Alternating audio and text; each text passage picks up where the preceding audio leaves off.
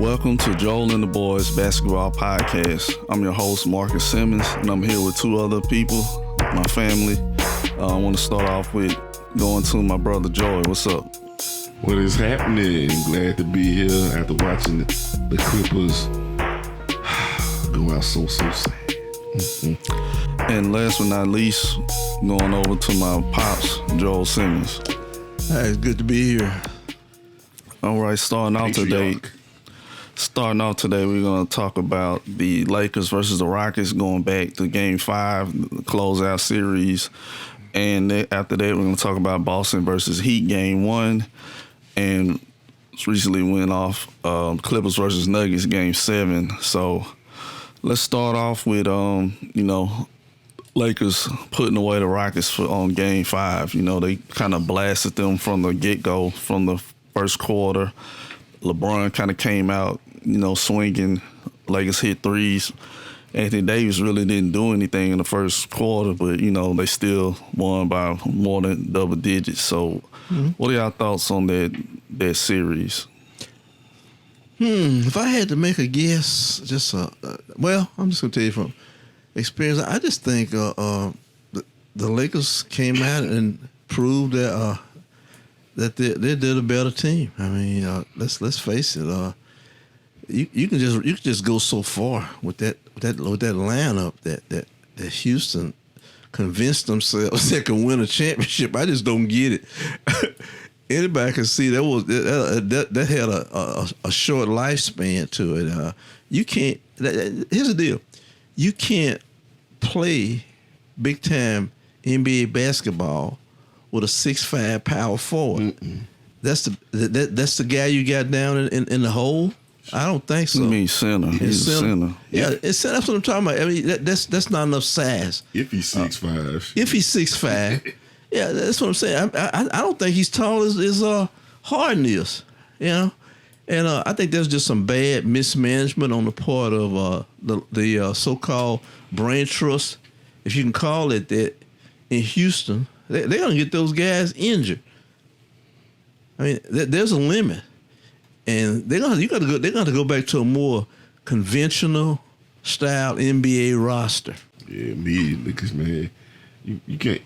You got, especially on the Lakers side, you got the two physical big guys like LeBron and AD down there, and then you can throw in JaVale McGee and Dwight Howard if you want to. You can't have PJ Tucker, man. I mean, that's just crazy.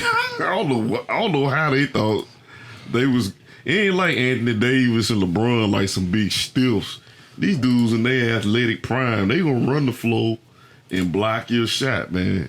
I just don't understand. Well, I tell you what, PJ's probably in the massage room now, trying to get some of those knots and bruises straightened out. I mean, he really took a physical beating, and I feel sorry for him.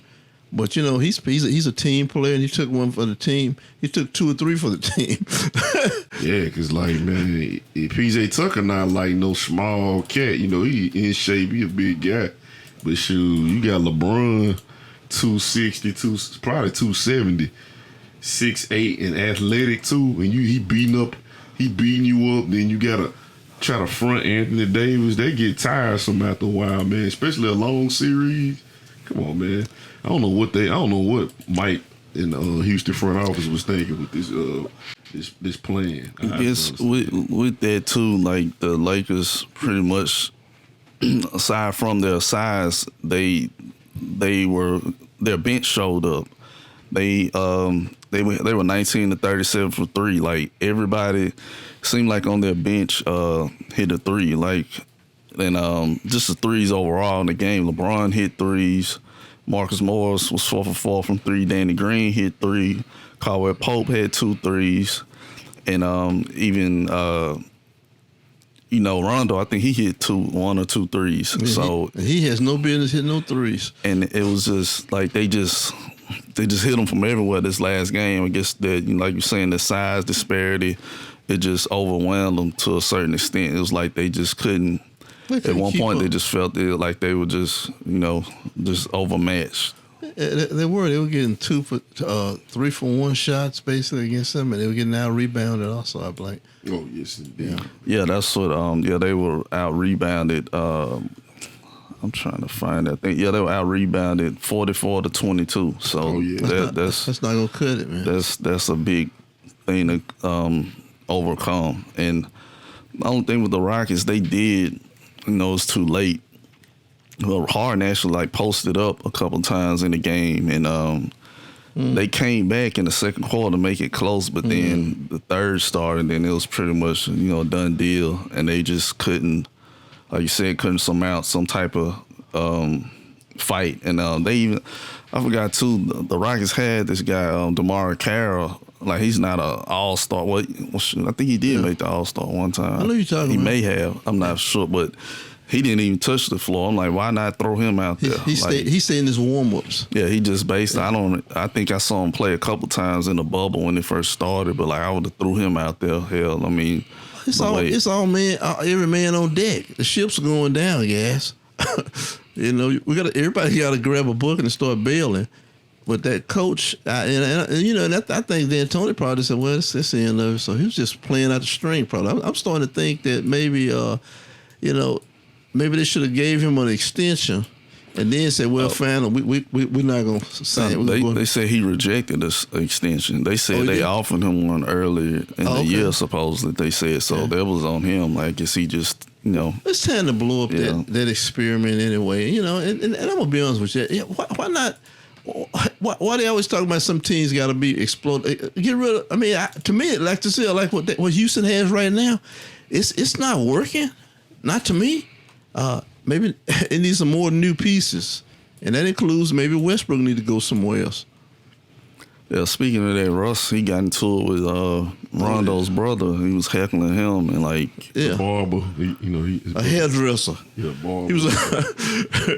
And West was arguing with a hairdresser with a who was it? Rondo's hairdresser brother, and that's almost the height of dumbness on the part of Rondo's brother. You think about it. I mean, he has a job, a business inside of there, and he's gonna get into it with one of the players. That's the last thing on my mind. And they already sent out a memo telling people in the stands you can't talk, you can't. Mm-hmm. Yeah, they told NBA executives, GMs the same thing. So why would he think he should be able to say something to Russ? And I'm pretty sure Rondo can take care of himself on the court. It wasn't like he was doing something to Rondo. Like, he was talking trash on, which was nonsense. He was telling them they should double him, and they were down almost 30 points. Yeah.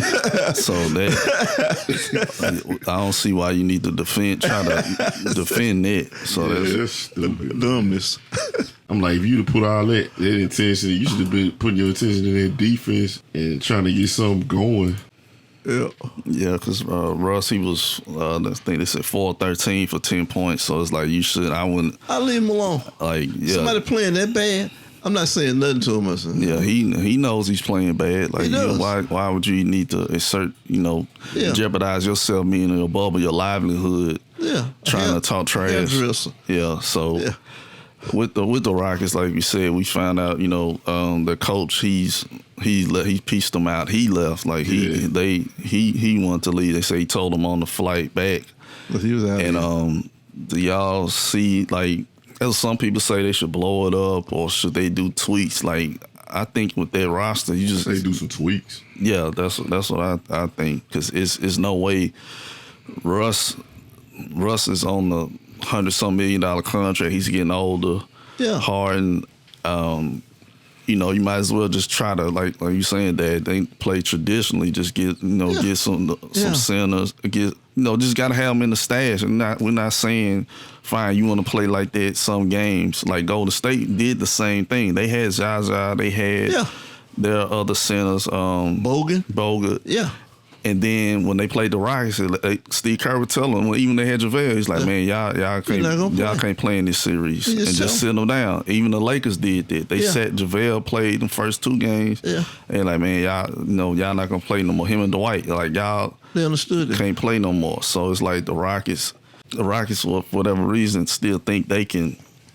Oh, we just gonna will ourselves their way and like just throw stuff to the side, and like you just can't do that at this juncture. But you know what I noticed a lot of these announcers and commentators, and they sit up there, guys who played in the NBA for years, and they've been around some good coaches. They've been around Hubie Brown and Dr. Jack, great Dr. Jack Ramsey, and those guys who are traditional basketball men. I would just like to know what Hubie think about that. You know, I know.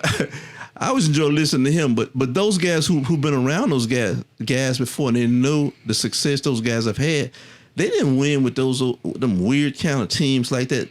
Those guys know you got a team got to be made up of pieces, and you can't just win with. Why don't some team just get a team with nothing but guards on it? See how that work.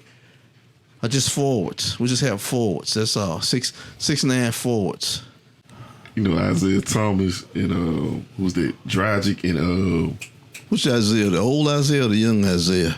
Oh, young Isaiah. The young Isaiah, okay. He was in Phoenix. Okay. And they tried like a 3-guard lineup. And good look. It was all right, but he wasn't going to get you over the hump. You talking about Hornacek was their coach. Uh-huh. Hornacek know what he was doing. But, you know, I guess we'll say goodbye to the Rockets for now. You know, the Lakers, they move on. And with that, we're going to move on, too. We're going to move on to the first game of the Eastern Conference Finals, which was the Boston Celtics versus the Miami Heat. And that was like we expected, a drag-out fight, basically. You know, the Heat pulled it off in overtime, but the Celtics didn't make it easy for them, but in some ways they did. The way they played, they were up 12 early on the first quarter, 13. Then it went up 12 in the third, and I think they were up in double digits in the fourth as well, but they just let Miami creep back into it, and it's just like they still had a chance to win at the end, but, you know, yeah, that was what do you think about that game? Well, I think it was a test of wills. They're sort of convincing me. Miami is that they're here to stay as long as they can. They don't have an invitation. They basically look at it as a guy who doesn't have an invitation to the party, but they're going to crash the party and they're going to cause some damage. And I think Jimmy and those guys on that bench, I'm just amazed by some of these guys. These guys that you don't really know nothing about. They'll take that shot. They don't care. I mean, and that's kind of the attitude you got to have. They don't give up, they fight for every ball. And they got guys who come in and they play within themselves. They know what they can do. And I saw in the game also they had Iguodala from the old Golden State team. You know, he was in toward the end, you know, because they know he's a smart old crafty old veteran.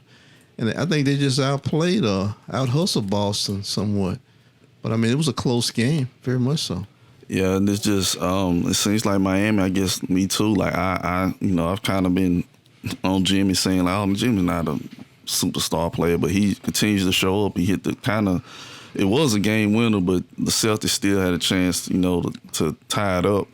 But Jimmy played well in the crunch time. Like he didn't have a really huge game. He was just solid and real efficient, and they just get it from everywhere. Tyler Herro was huge in the end. Like the Boston went up by like 5. Yeah, it seemed like with 50 seconds left. Then Herro just got the ball and kind of did some maneuver, hit a 3, cut it to 2. Then Jimmy did what he did, and they just, like you said, they kept fighting. Like Jay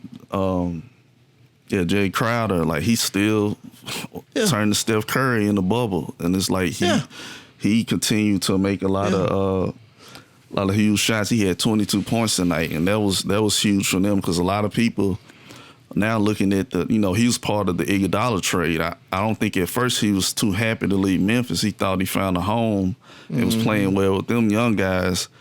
And from output wise, it seems like he's had a more of an influence, like an impact more than Iguodala. Yeah, scoring wise, I didn't think Jay Crowder could keep up with this type of shooting. He hit like He had about three threes, I believe. Yeah, he had like 5 threes. I'm just looking at the stat sheet, and Okay. He played big, and then he played good on defense. He blocked Kemba's shot towards the end of that fourth, or it might have been overtime, and they're real impressive. Like they'll fight. They can go big if they need to, and they just pulled it off. And of course, Bam with the huge block. That was a huge play.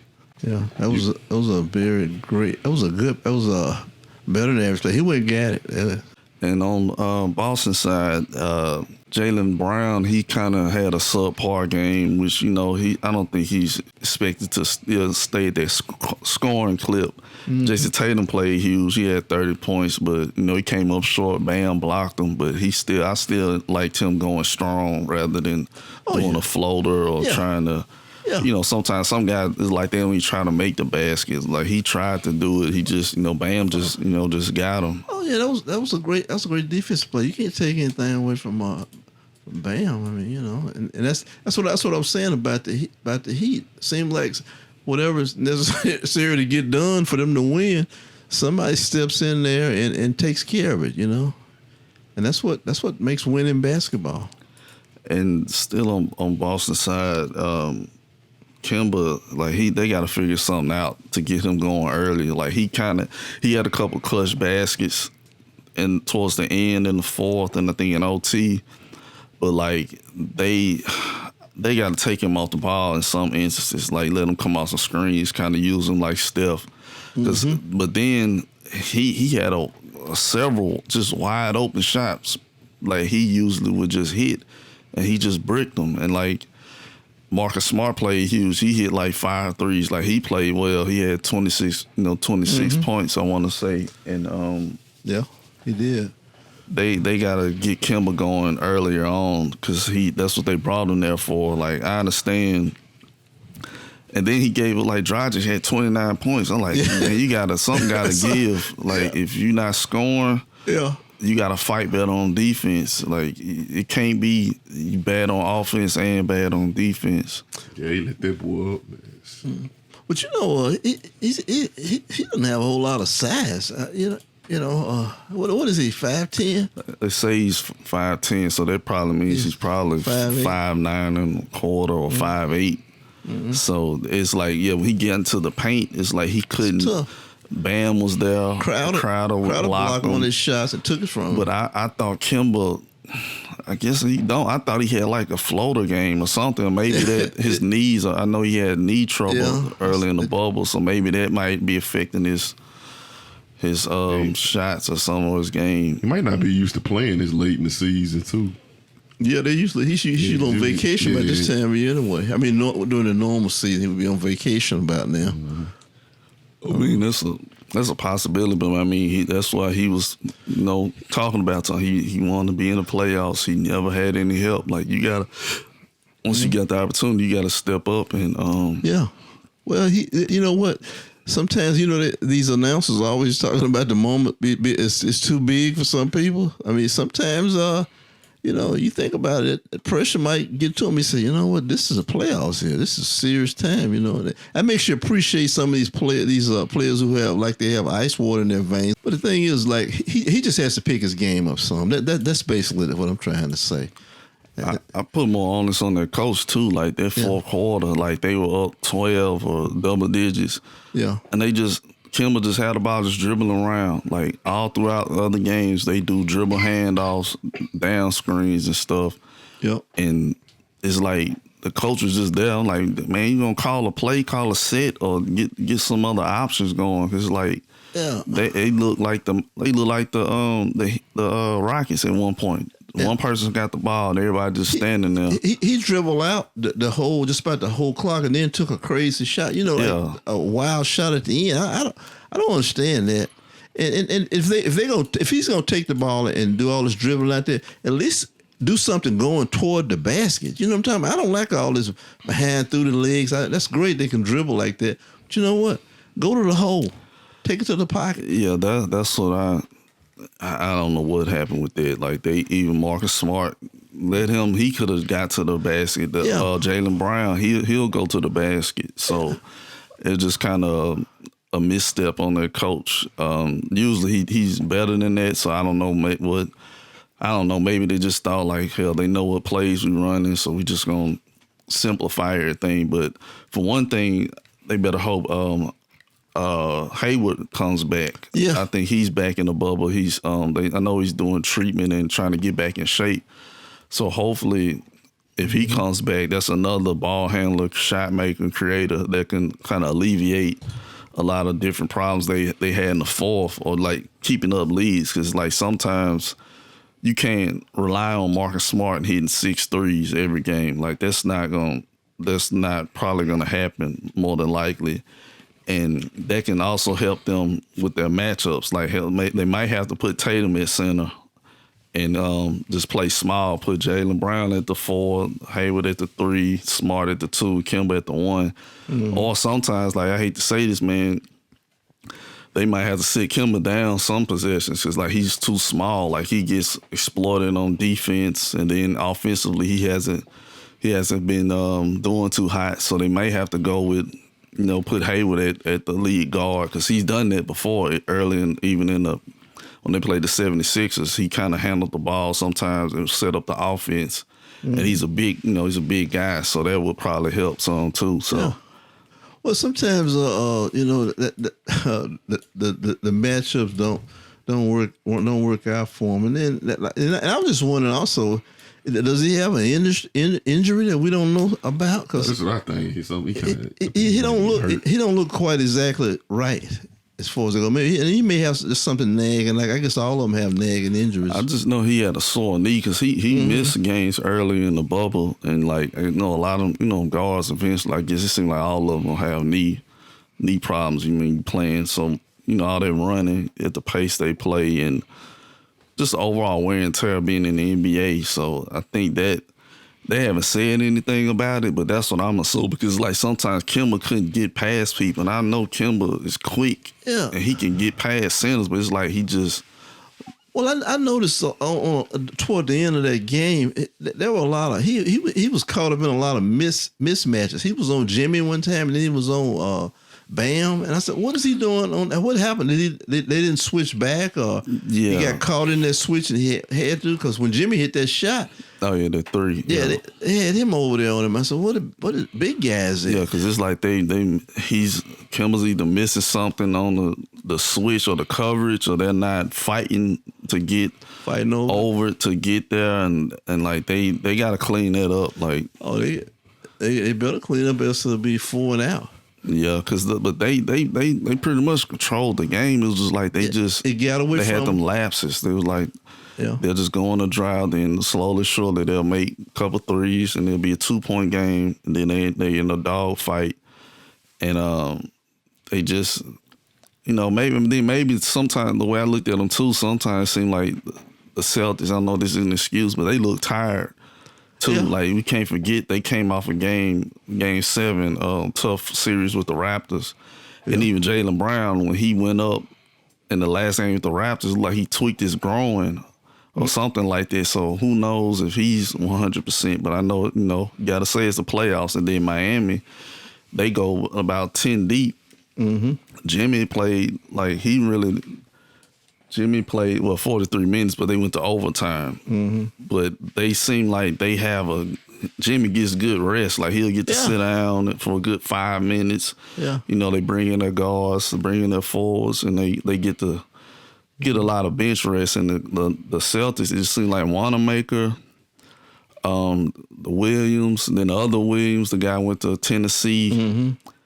And that's about it out their bench. It's just the bigs and Wanamaker. Yeah. And so most of the time it's going to either be, one of the main stars in the game. So it's like I don't know if they're kind of fatigued at a certain point. But who I know he's gone now and he's with Philly. But Al Horford could have helped. A player like that could have helped tonight. Somebody else who can get their shot. Yeah, I know he's past what they want to deal with, but he could shoot that ball sometimes. He can knock down a big basket. Yeah, but they had to pay Jaylen. Oh yeah, I understand it's a business. They got Tatum gonna get his money next, so that was the big deal with that. But let's go on to the main event All right. just happened. The shocker. Well, if you've been watching the series, it really wasn't a shocker. If you looked at it. Yeah. Clippers versus Nuggets game 7. The Nuggets took them out. They won by 15 points. Could have been worse. Should have been worse, really, if you think about it. Playoff P didn't show up. Then even Kawhi didn't play well, and it was just like the Nuggets just took it to them, just took their soul. Like, it was just like towards the end, they just kept hitting threes, kept making shots, and now we're in Game 7. They still missing up coverage on Jokic. Jamal Murray still doing the spin, step around fadeaway. They still hadn't figured nothing out, and then they lost, and they deserved to lose. Absolutely. Yeah. The more the better, the way I look at it, because in a way they just sort of just laid down. I mean, I look at that team, and I picked them the other day to come out and blow them out, to put out a better effort, and I guess that proves one thing. You can't judge a team by that, looking at that lineup all the time. You have to go by what's going on the floor and the momentum, and you see how they're playing. And evidently, they didn't buy into any of this stuff. They said they were going to play better, I'm sure, but they just fell into these lapses. It's like, well, we're here, so what we need to do? It's like sometimes I think, and they're a veteran team. They look confused out there. Yeah. I mean, that's unacceptable. I guess, Joy, you a Laker fan. I know you were loving it being a. Oh yeah, it was wonderful. It was. Once I saw Kawhi wasn't getting those that his patented move, we go in the mid range and do that one hand shot when that was clanking and his threes wasn't falling. Yep. To me, I think as a leader on that team, he should have took it upon himself to, like, I know him and Kobe are like different animals, but like if Kobe, I guess you could say if Kobe's shot wasn't falling, he'd at least do, all right, let me rebound, let me play the point. Or sometimes, classic Kobe, he just keep on shooting, but Kawhi, it was a bad sign when he couldn't get it going. That's when I knew they was dead in the third quarter. I was like, yeah, that's a wrap. Kawhi can't get it going, and they need like some fire on their team. They need somebody should have been getting a tick, mad, yelling at other people. It was like they was kind of like, Well, Lou Williams played a lot better, and Herro, I think they made a conscientious effort to get back to the way that they were playing throughout the season, basically, because they were big contributors off of that bench, but it was just too little, too late. They could have taken care of some of that in Game 5. Lou Will, he had 7 points. He didn't do nothing. Yeah, but Montrez had 20, but it seemed like he got a lot of dunks when it was over with. Yeah. It's like when they saw Lou Williams, they was like, "Oh shit, I got him. I'm finna go take him to the." That was probably the biggest. I put this still on Doc. Like they still towards the end, like they still like they don't know what type of coverage they doing on Jokic. Jamal Murray and Jokic pick and roll. I kept seeing Montrez telling the other person to switch, and then the person that's guarding the other guy, he's looking at him like, what you talking about? Mm-hmm. And we in Game 7, they still look confused. And then Kawhi kept doubling Jokic in the post. Jokic saying, I see him coming in way at home. Yeah. Jokic see him too. Jokic 7 feet tall, 6'10". So he's like, okay, throw it out to the three. They make a couple pass, boom, 3-point. Jokic don't want to score. I don't see how I know this. I'm at home, and Clippers have 5 or 6 assistant coaches. Doc has been, he's won a championship. He's been all these different coaches, and they still doubling him. He don't want to score like that. He wants to pass, and they kept. It's like, okay, because he was probably looking. Oh, they still gonna do it. Okay, back door, and they just the strategy. It was like, man, you even. I would have threw out Joakim Noah. This sounds insane at this point. He's old. He's 35 years old.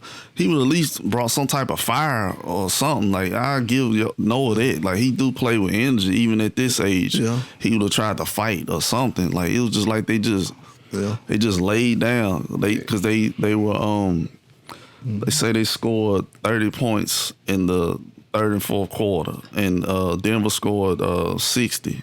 Yeah. So that was pretty much. Well, that's a wrap.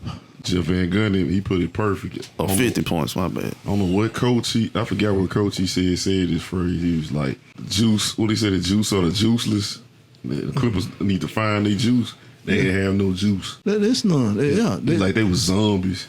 You know, I was telling you about these rosters. Sometimes you have to have some odd places. Why is this guy on this team? You know, and they got to get a handle on that. I mean, and I don't know if it's. I'm sure Doc has a lot to do with getting certain players, but I mean, they still can be a championship quality team. But there's some things they got to get right. A philosophy about how they're going to play, and how they're going to react to certain situations. It's almost like they were just a gym team. A bunch of guys show up and then they discuss what we're going to play on defense and all that. And then it's almost like it makes me wonder if they practice some of this stuff. You know, some things you have to practice. You think you don't have to practice them, but you do. You got to practice defense, playing defense. They mean. Yeah, they maybe you know they're an older team. They be like, well, we don't need to practice as much, or maybe they watch film, I guess. But it was like it's like they just gave up. Jokic was just Jokic the best player in the series, pretty much. Well, here's the deal. I can look at a videotape of some guy driving a car, but and then I've never driven a car, but I'm gonna learn how to drive. Watching somebody drive a car, I don't think so. It helps, but at some point, you got to actually put the action, some action into your game, and I think that may have been it. They didn't follow through physically with playing practicing what they needed to do to stop it. I just can't believe Doc let they get out of hand. It's kind of almost like. You know, I expect this out of a young team. That's what it seemed like. A young, like it seemed like the Nuggets should have done this. Yeah. They're the younger team. They're supposed to fold. They were supposed to fold, but no. The Clippers decided. Well, we're gonna go through this. I think the Clippers too. They was feeling they was victims of their own hype. Like they just like, oh, we got Kawhi, we got Paul George, we got like a decent bench. You know, we can take anybody. This young Nuggets team, they ain't gonna do nothing. Well, they're on the plane flying back to Los Angeles tonight, right? That it goes to something too, like Patrick Beverly. Where was he at? All this talk, you were talking about Dame, laughing at Dame early in the bubble. Yeah. Then you get hurt in the other series, you didn't really even play. Yeah. And now you always point out your first defensive team and all that. And what Jamal Murray do? He cooked you. He scored. I didn't know he scored 40 points. Oh, yeah. And then he scored. I forgot he scored 20 in the second quarter. Yeah. So where was he at? The stopper, the so-called defensive player. Like where was he at? All that talk and then you don't do nothing. You fouled out last game with 0 points. Yep. And I'll be looking like he's not a spring chicken either. He's like 30, 31 years old. Yeah. He always gets hurt at some point. Like I'll be trying to look for another point guard. Yeah. To be honest, I don't have a problem with changing up things, man. If you got the other pieces there, you say, well, we need somebody to kind of handle this and that, and around the NBA and in the G League, there has to be a player that would fit in perfectly with what they do. Those people. I mean, I know this myself, personally, and there has to be a perfect fit or somebody pretty close to what they need. As far as scoring the ball and playing a little defense, I'm not looking for Walt Frazier or somebody who can score it and play defense. Or Jerry West. Sometimes you want just some solid play. You know what I mean? Mm-hmm. And did they play? Reggie Jackson came in for a little while. He came for a second. Talked some crazy. Yeah. Shammy twisted his ankle real bad, and but he hadn't really been doing nothing either. I ain't saying Reggie was gonna make a difference. I'd have still threw him out there. He was out there, but he shot they down 9. He shot a contested 3 like for no reason, and then they had to take him out because he just take boneheaded shots. Like when he played in OKC, he played in Detroit. Same just take thing. stupid, just dumb shots. Like, and they just like, man, just come sit down. Let's go sit down next to me. But that, I mean, I still just, man, they just look bad. Lou Will was like missing wide open layups. It was just weird. It was just odd. It's like they were cursed almost. Like, well, you know what? Sometimes it's time to go, not necessarily go to the house, but it's time for him to go somewhere else. You know, and I don't know if his contract's up this year or not. It's probably not. Nah, I think he signed the deal. I think last year. Oh yeah. I think before they got the money for Kawhi, I think they kind of got everything in order. So they was ironic, you know. They could have used Shai Gilgeous-Alexander, but they had to give him up to get Paul George and playoff P. Man, he didn't. Yeah. He was bad, man. 10 points like this. He's supposed to be the number 2 or supposed to be, big man on campus. Yeah. Like that's just. He shot one at the end. He hit the side of the backboard from the corner. I was like, man, just go sit down, man. You know, does he wear glasses? You know, sometimes I'm thinking about that. You know, some of these guys. I mean, I know they said, even like, man, I told you, like Steph, when he was making crazy passes, and then it came out he needed glasses, so he made. But I don't know if the glasses had anything to do. I think that's just like confidence and like a mental issue, just like with Harden. I think that's mental. Like he just looked like he didn't want to be out. I ain't gonna say he wanted to be out there. It was like he just was pressing. Like the Nuggets, when they come down, they look free. They like, okay, I'm gonna throw it to Jokic. We're gonna do this. Yeah. And they roll right into that stuff. The Clippers, they pointing and saying, "Oh, well, you go right here." You know. But that's what I'm talking about. Those kind of things usually get worked out during the practice day in the gym when we're not there watching. That's when all that's airing out, not during the game. Because when they start pointing, it's obvious that we all us not on the same page, buddy. Yeah, and that's just sad, you know. Yeah. Game 7, like, and and then it's ironic too. Another thing, Kawhi and the Raptors are going home.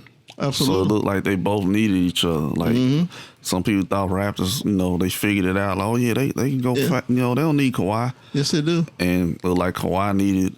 Hell, he needed the Raptors. He needed them. He needed a sidekick. He got a big boost from that boy Siakam, whatever his name. Siakam. Yeah, he got a big boost from him, and it also took pressure off of him. He knew he all he had to do was play a relatively solid game, and Kawhi was going to make up the difference. He was the finisher, and that says a lot about a team. You gotta have a guy on your team that can go get it, and go get you one. You know, that's why we miss. You think about it. I don't know about y'all. I know some of y'all might not be KD fans, but I'm sorry. I like to see KD when they're taking a shot. I like to see him. He gonna go. One or two things are gonna happen. He going to the basket, or he gonna knock down 3. But we got to give some credit to the Nuggets defense too. They had Jeremiah Grant. Yeah. You talking about a good move to get out of OKC. Did that work out or what? You know, Torrey Craig. That's another. Yeah. Him. Those big forwards, like they gave Kawhi a lot of problems, and they help side defense. Mm-hmm. They played a good role in keeping him. You know, a lot of times Kawhi could just shoot over people. He couldn't do that with them. Those guys were taller or just as tall as him, and they took away kind of his mid-range game. And then sometimes it looked like Kawhi's right leg is dead. Like he's just dragging it. Like he didn't look. Not to give him an excuse, but it's like he was just like gimpy looking, and they just I don't know, they just locked them down. Like you got to just give Nuggets their props. Yeah, well, Kawhi had just had 14 points tonight. Mm-hmm. You know, he was 2 of whatever it was. And like you said, I noticed that too. He does have like a little. It looks like he's laboring somewhat. You know, and they may have to go. You know, they said, okay, Paul George supposedly is the number 2 guy, right? Well, you know what they may have to do. they may have to just go out and get them another player. I mean, I don't know what they would have to go get, but I don't know how they were saying supposedly they're interested in Giannis. But I'm like, I thought, well, they may have enough money for it because it's just Kawhi and Paul. Yeah, they get rid of the rest of them.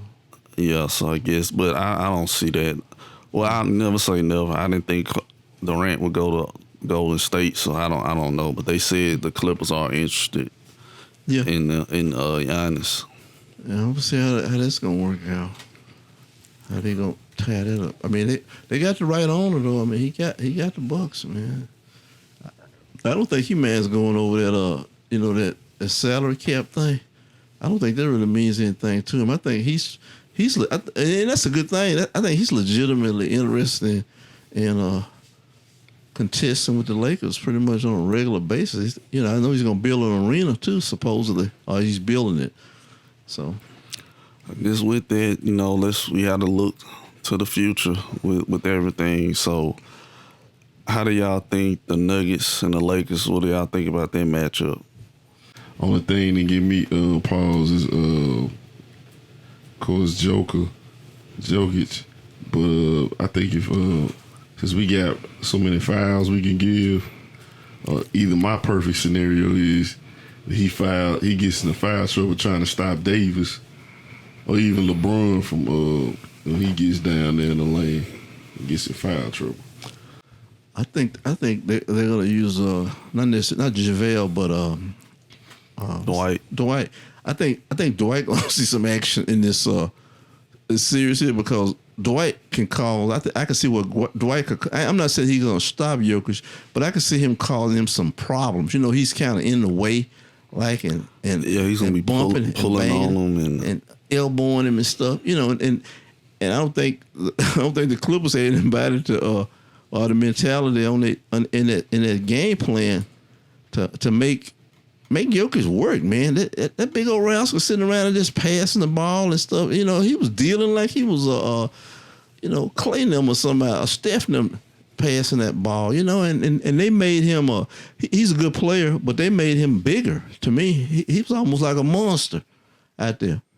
He was the booger bear. Yeah, with that, I think the Lakers probably are more so are not going to double them like the Clippers kept doing unsuccessfully. They're going to just probably play them straight up and just stay home on everybody else. But it seems like the Lakers do have a lot of big guards. Yeah. I was saying Jamal Murray might still pose a problem to them because he's bigger too. And it seems like he should have his way in Jokic. It remains to be seen. I didn't think they were going to do this to the Clippers, so it might be a closer series than what people think. But it's like they also, Denver, have enough forwards and bodies that can kind of stay in front of LeBron. You're not going to stop LeBron, but they can throw enough of those guys at him to make him kind of work. Just not, LeBron just run people over. Yeah. He's not going to be the biggest person on the court in the Rockets series. So Denver has that going for them. They have enough forwards that can play good defense, solid defense, and they're versatile. Yep. And they can score. So it's probably going to be a closer series than what I guess what people think or what they expected. Oh, yeah. Anytime you got LeBron and you never know what you're going to get, especially in year 17. You might get tired, man. You never know. I don't know necessarily about being tired, but I think what LA is going to try to do, though, I think they're going to, that guard that's scoring, really getting to his position, wherever he wants to go to, I think they're going to try to turn some of that off. I think he's going to get double teamed a little bit. And in one way, they might make him be the passer. They're letting Jokic just sit there in the director's chair, wheeling and dealing and passing and stuff. Make the other guys pass. It's okay, Jokic, you get yours. And I think we got to see another facet to that game is Denver. It seems like their bench is better than the Lakers, I would say. Yeah. Michael Porter has, since he's, kind of talked the trash in that interview, he's played well really throughout the entire playoffs, and he doesn't have any conscience. He doesn't, he's so young. It's like he's not scared, and he has supreme confidence. So I think that's probably another facet that can help them possibly beat the Lakers. But sometimes, you know, you just got to look at the fact they got LeBron, probably, you know, the top forward in the game, arguably supposedly the greatest player in the game, and then Anthony Davis, the top big man in the game. And that might be hard to just overcome, but it should be a pretty good matchup, like, you know, just going 1 through 5, like you look at it anyway. So hopefully it will be a good series, and I think that series should start, I want to say, I think Friday, I want to say. It has to be. And I guess, you know, with all that, we're going to head on out. This is the Joel and the Boys Basketball Podcast. And I'm Marcus Simmons on behalf of my brother Joey and my father, Joel Simmons. Peace out. And remember to check us out on my YouTube page, Marcus B. Simmons. And we're going to start getting together our social media for the podcast. So remember to just search for our name on there. And then we're going to get our podcast on iTunes pretty soon. So hopefully you can find us on there. Make sure to like us. And we're going to try to keep it going as best we can. Thank you all for listening. Peace out. Peace. Peace.